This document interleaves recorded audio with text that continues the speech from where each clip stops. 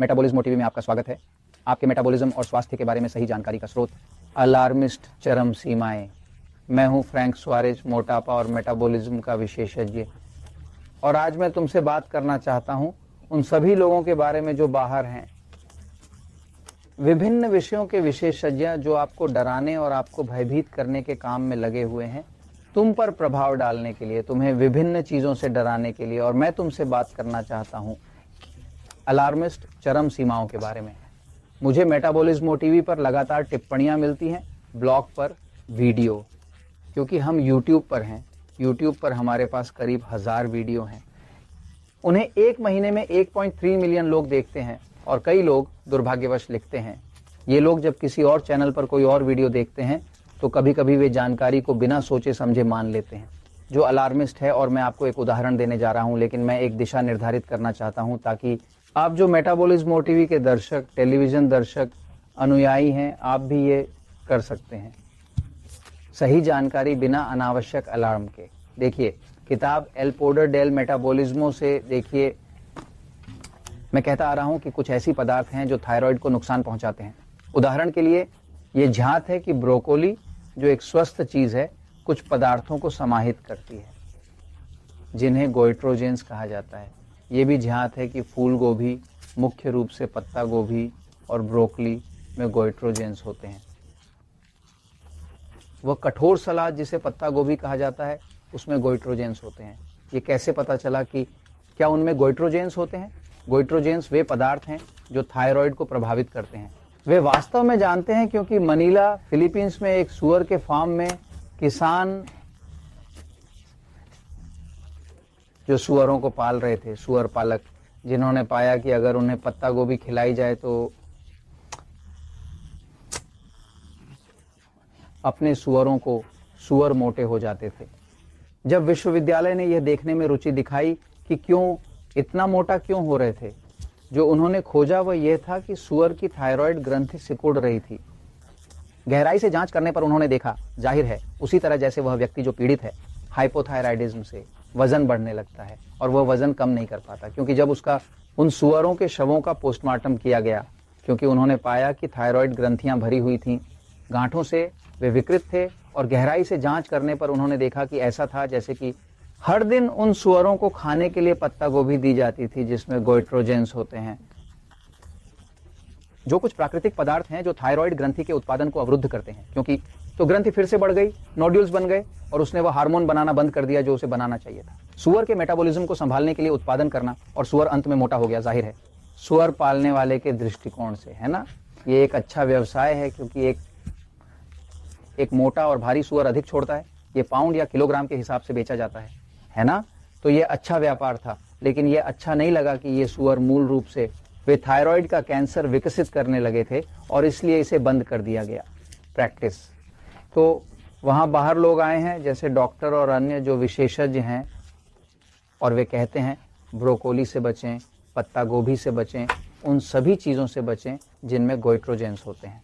ठीक है, मैं आपको ये समझाने के लिए एक पल लेना चाहता हूँ। मैं 1 सेकंड के लिए बोर्ड पर जा रहा हूँ, क्योंकि कोई भी हम में से यदि किसी के पास पर्याप्त ज्ञान है तो उसे हिस्टीरिया की स्थिति में प्रवेश करना होगा किसी भी भोजन से बचने के लिए। सच्चाई यह है कि जो भोजन वहाँ बाहर है, कोई भी वास्तव में जहरीला नहीं है।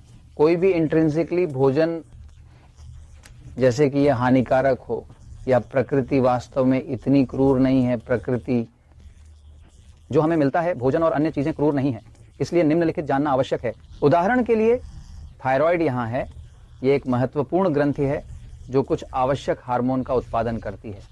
इसे T4 कहते हैं। इसे T4 इसलिए कहते हैं क्योंकि इसमें 4 आयोडीन परमाणु होते हैं, है ना, और ये एक हार्मोन है।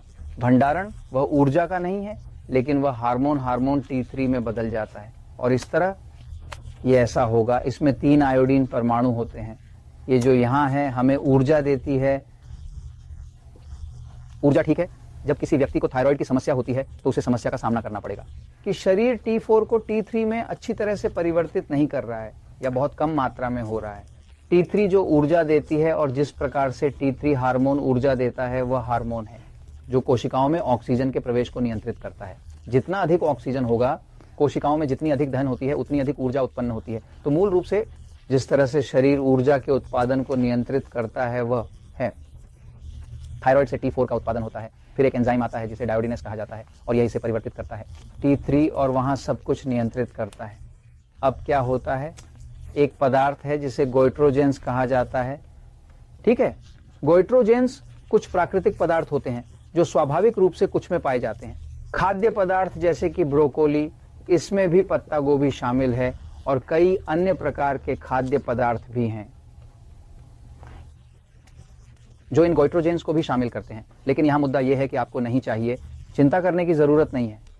मतलब अगर आप किसी रेस्टोरेंट में जाते हैं और सलाद में थोड़ा सा ब्रोकोली हो या थोड़ा सा पत्ता गोभी, इसका मतलब यह नहीं है कि आपको इसे इस तरह से अस्वीकार करना चाहिए जैसे कि आप देख रहे हो शैतान को खुद, क्योंकि मानव शरीर इस तरह काम नहीं करता है। जो उन सुअरों में जिससे उनकी थायराइड में कैंसर उत्पन्न हो गया और उन्हें ठीक कर दिया गया, मोटे और बहुत बीमार थे, उन्हें हर दिन पत्ता गोभी दी जाती थी। यानी शरीर, आपका शरीर सृजन की एक उत्कृष्ट कृति है। यह एक ऐसा शरीर है जिसमें सहनशीलता की एक मात्रा होती है। अच्छे मेटाबॉलिज्म का हिस्सा यह है कि शरीर में सहनशीलता होती है। यानी यदि आप कभी कभी थोड़ा ब्रोकोली या पत्ता गोभी खाते हैं तो इसका मतलब ये नहीं है कि आपकी थायराइड ये शिथिल हो जाएगा। सभी चिंताजनक खबरों पर विश्वास न करें, ये प्रेस का काम करने का तरीका है। देखिए, जब आप अखबार खोलते हैं तो मैं आपको गारंटी देता हूं कि आपको केवल यही मिलेगा, बुरी खबरें। सभी अखबार केवल बुरी खबरें ही बेचते हैं। वास्तव में अगर आप चाहते हैं जीवन से अधिक खुश रहने के लिए, समाचारों से बचें, समाचार चैनलों से बचें, अखबार से बचें, है ना। क्योंकि बाहर, जब से मुझे याद है, मेरी उम्र 66 साल है, लेकिन जब से मुझे होश है, मुझे याद है कि मैंने कभी भी अच्छे समाचारों वाला अखबार नहीं देखा।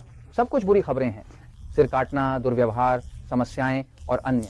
यानी कि अखबार और सभी मीडिया केवल बुरी खबरों पर ही ध्यान केंद्रित करते हैं। वास्तव में जैसे तनाव वजन बढ़ाता है, खबरें पढ़ना और सारी नकारात्मक चीजें देखना, क्योंकि अच्छी चीजों के बारे में कुछ भी प्रकाशित नहीं होता। अगर आप कुछ अच्छा करते हैं तो निश्चित रूप से वे इसे नहीं दिखाएंगे प्रकाशित करने के लिए, और अगर वे इसे प्रकाशित करते हैं तो यह आखिरी पृष्ठ पर छोटी सी अक्षर में होगा कि लगभग कोई इसे ना देखे। तो मूल रूप से आप इस कहानी पर विश्वास न करें, क्योंकि आप थोड़ा ब्रोकोली या थोड़ा पत्ता गोभी खाने से आपकी थायराइड खराब हो जाएगी, ऐसा नहीं है। सामान्य परिस्थितियों में मानव शरीर में सहनशीलता का एक स्तर होता है। यानी कि नहीं, कोई समस्या नहीं है। शायद आप किसी जगह पर पहुंचे और वे आपको कहें, नहीं मैं आपको दूंगा थोड़ी सी स्प्लेंडा जो कि सुक्रालोज है, तो मैं स्प्लेंडा के पक्ष में नहीं हूं और न ही सुक्रोजा। लेकिन थोड़ा सा लेने का मतलब यह नहीं है कि आप वहीं मर जाएंगे, और न ही सब कुछ ऐसी चीजें, क्योंकि मानव शरीर इस तरह काम नहीं करता है। यकृत जो यहाँ है, जब यह स्वस्थ होता है तो यह विषहरण करता है। बेशक जब आप एक पदार्थ शुरू करते हैं, नुकसान पहुंचाता है, हानिकारक हो सकता है, गोइट्रोजेंस हो सकते हैं, और उन्हें हर दिन उपयोग करता है। हर दिन तो स्वचालित रूप से समस्याएं होंगी, है ना।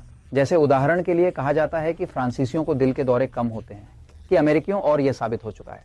हम लोगों का 1/3 से भी कम फ्रांसीसियों के दिल में। कुछ शोधकर्ता कहते हैं अच्छा फ्रांसीसी के पास कम है दिल के दौरे, क्योंकि हर दिन एक गिलास वाइन पीते हैं। ठीक है, ये ठीक है। वाइन में एक चीज होती है जिसे रेस्वेराट्रॉल कहा जाता है, जो एक एंटीऑक्सीडेंट है और यह मदद कर सकता है। लेकिन क्या होगा अगर एक फ्रांसीसी हर दिन 2 बोतल शराब पीना शुरू कर दे, क्योंकि उसे सिरोसिस हो जाता है। तो समस्या जरूरी नहीं कि शराब हो, समस्या ये मात्रा की बात है। और यही बात यहां भी लागू होती है। अलार्मिस्ट पर विश्वास न करें, सरल और सीधा अपने शरीर को अच्छे से हाइड्रेटेड रखें, यह जानने के लिए कौन सी चीजें हानिकारक हैं, यदि आप उन्हें दोहराते रहते हैं और उनसे बचते हैं। और इस तरह आप कारण में हैं और न ही बीच में और न ही डर में, क्योंकि कोई और आपको खतरे में डालना चाहता है। और मैं ये इसलिए बता रहा हूं क्योंकि सच्चाई हमेशा सफल होता है।